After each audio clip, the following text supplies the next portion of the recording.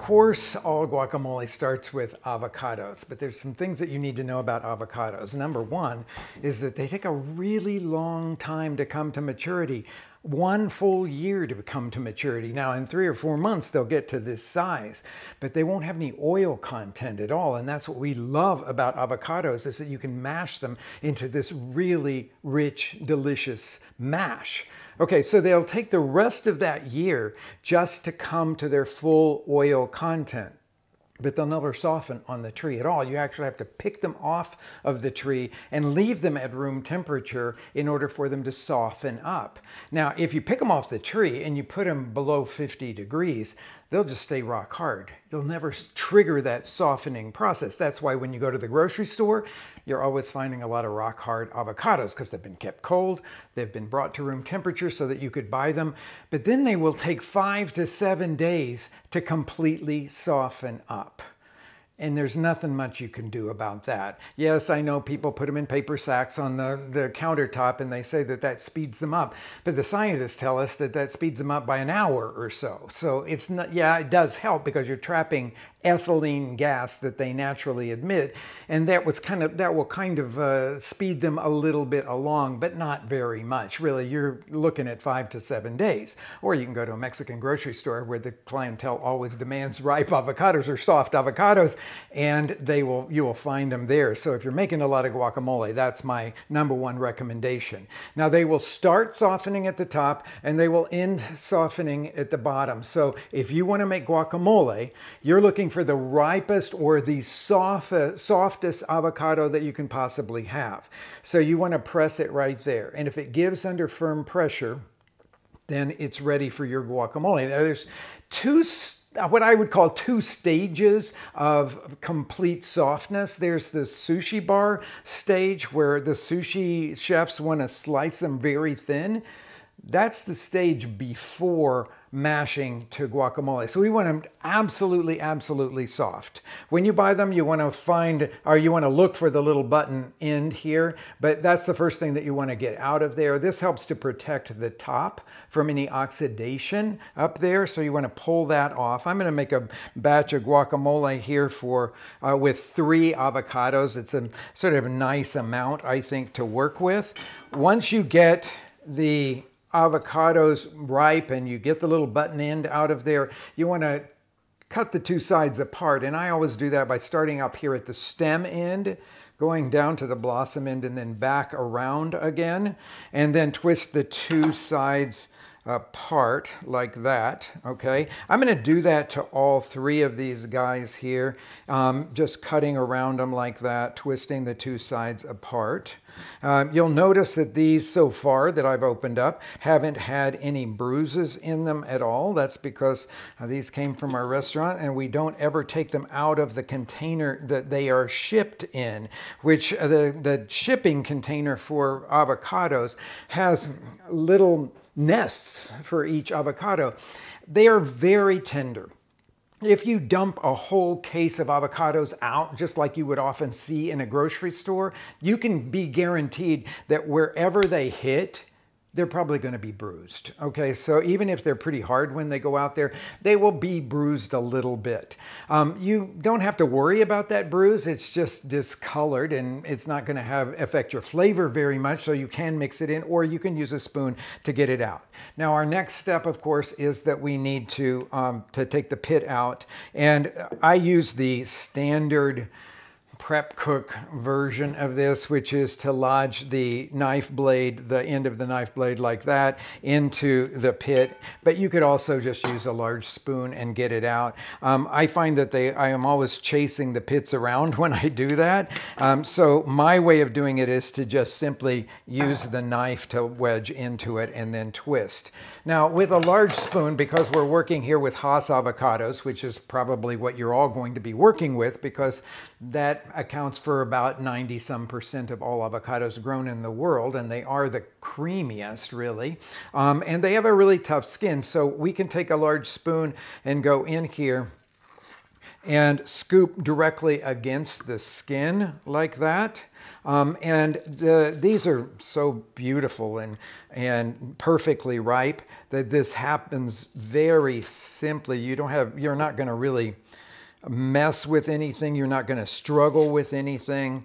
That flesh just comes out right like that. I noticed that this one right at the very top had some dark spots here right where the stem was. So I can just put my spoon in just right there and then go around here and scrape out the flesh from the rest of all of that. I think this piece looks like it's in good shape here. Okay, so we've got now the flesh scooped out of the skins of these Hass avocados. Our next step, and this is where you start making it your own guacamole. I'm going to show you my guacamole in a super classic way, but all guacamoles need to start with a seasoned base. So there's two things that avocados don't have any of. One is acid.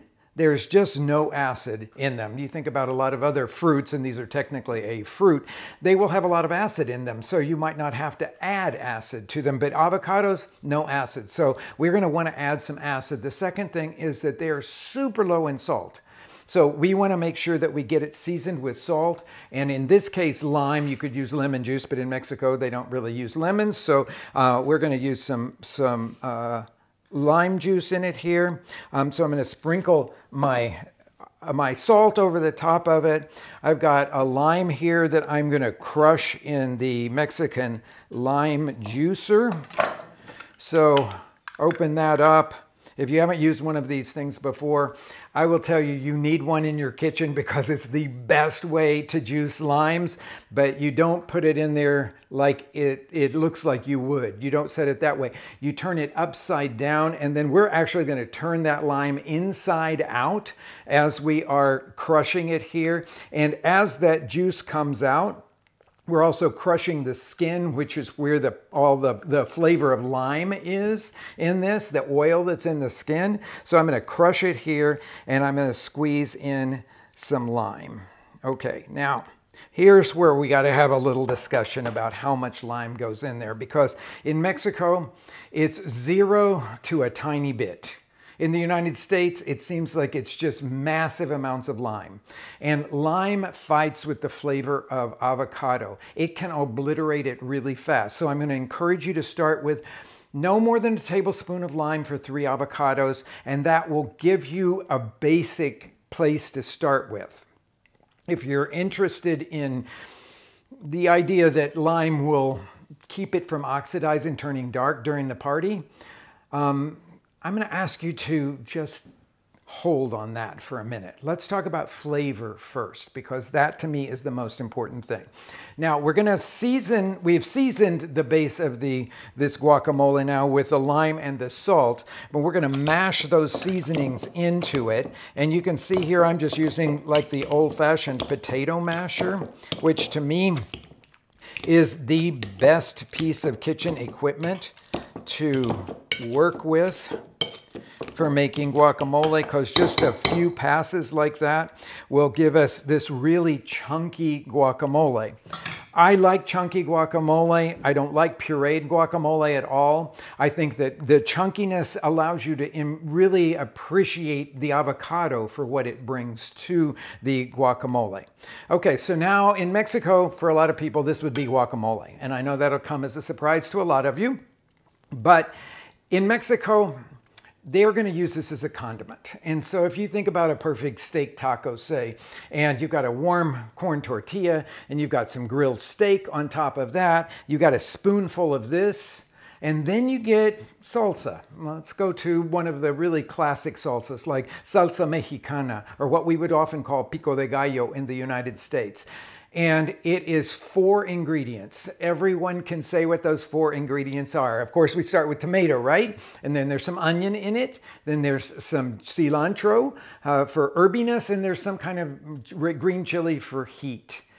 Okay, those are the 4 classic ingredients that if you're going to make what would oftentimes be called a guacamole compuesto, or like elaborated with other things for a chip dip, you're basically taking that steak taco idea and combining the guacamole that is a condiment with the salsa.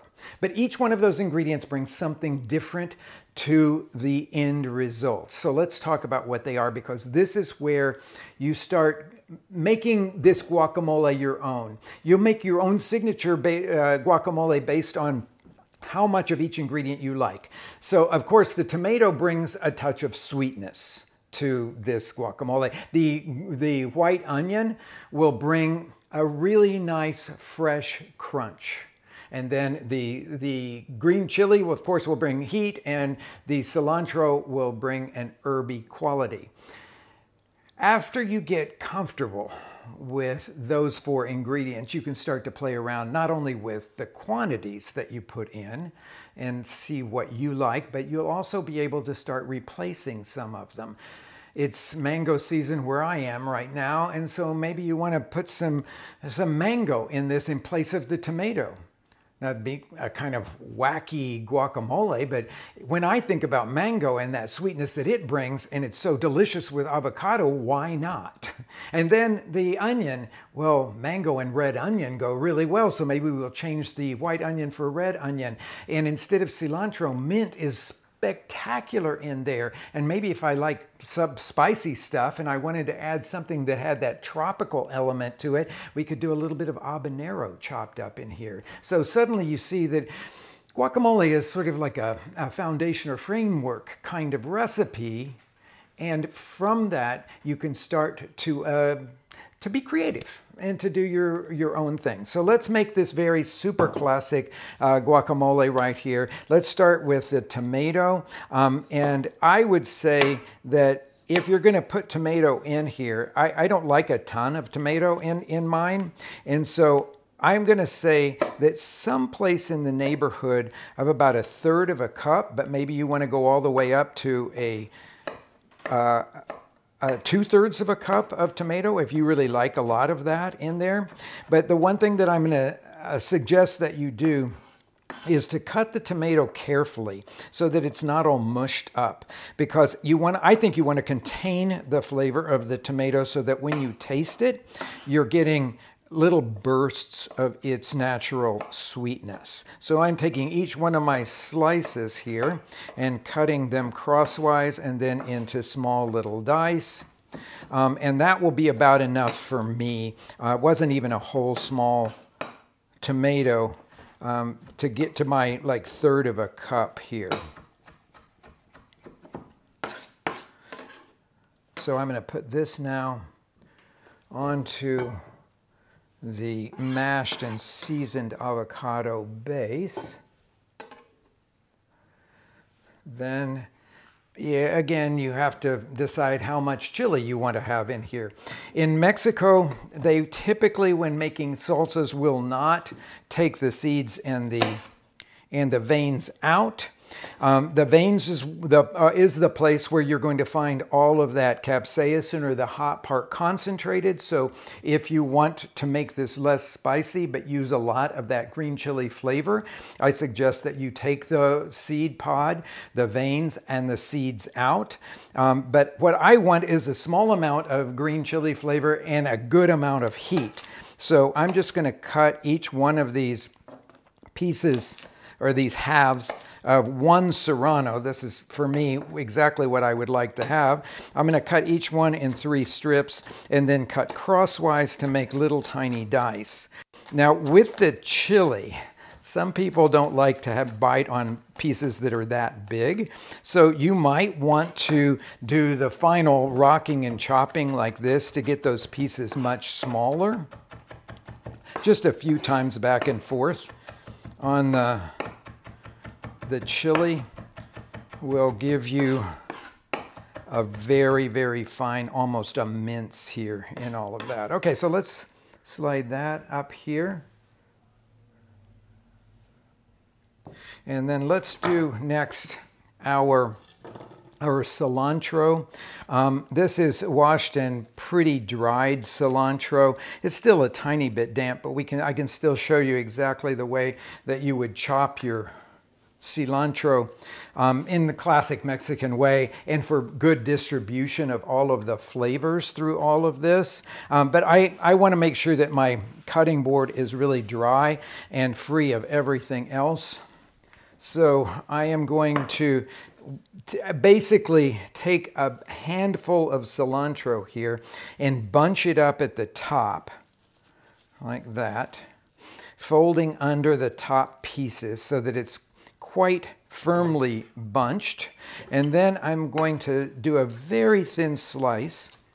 What you would learn in culinary school is a chiffonade, and you're going to cut across the stems and everything and keep going with that until you run out of leaves, which I've basically done there. A couple of pieces didn't get very well chopped, so I'll go back and get those. Now, you'll see how beautifully light and fluffy this is. The nice thing about this is chopped cilantro like this, if you cover it with plastic wrap, will last for more than a day in your refrigerator. But of course, we're going to use it right now. Now, our last ingredient is the onion. And of course, in Mexico, they use white onions almost exclusively for salsas and for making guacamole. So we've got this white onion here, very different flavor, much crisper, cleaner, brighter flavor than a yellow onion, which tends to go sweeter and more complex. But we're looking for brightness here, and that's why in Mexico they always use a white onion. And I want I'm going to say about 1/4 of a cup of this. So I'm just going to slice off a piece of it because that will be enough for me for this particular preparation. And then I'm going to cut across like this, and then sort of utilizing the basic structure of the onion, do my chopping by starting almost parallel to the cutting board and cutting crosswise, and then raising my knife up. When I get all the way to the top, then I'll flip it over to the other side and do the same thing until I get all of it cut there. Now, the one thing that I will say, using a raw onion either in a salsa or in guacamole like this, which is basically like a salsa, we have created a sulfurous compound in this by cutting through the cell walls of the onion and having that sulfurous compound. First of all, it will spoil or sour really quickly. It's what gives you onion breath. It's what makes your eyes water. A lot of people find it really indigestible. And so you created it. You can get rid of it. I've got a simple strainer here, and I'm going to scrape all of that onion into it. And I'm just going to go to the sink and rinse it under cold water. I'm just rinsing it off here. So shake that. Once you've gotten it well rinsed, some people actually like to soak this in cold water with a touch of lime juice or vinegar. That almost slightly pickles it. I don't think that's really necessary, but rinsing I do think is necessary. And then we'll put that there. I don't think I'm even going to use all that I chopped up. You can see my quantities here because we have our tomato, green chili, much smaller quantity, the cilantro, and the onions, the rinsed onions there. And then all of this just gets folded together. And we'll give it a taste and see. Again, all of those quantities are completely variable based on what you like. This is the kind of guacamole that I like to make if I'm looking for that chip dip. And then I'm going to give it just a little taste to make sure that we got enough lime, enough salt, and enough of everything else. What I love about guacamole is good avocados, and that's what's coming through here. I haven't added so much of everything else that I ended up with a tomato salad with a little avocado in it. That can be good too, but I don't think it's guacamole.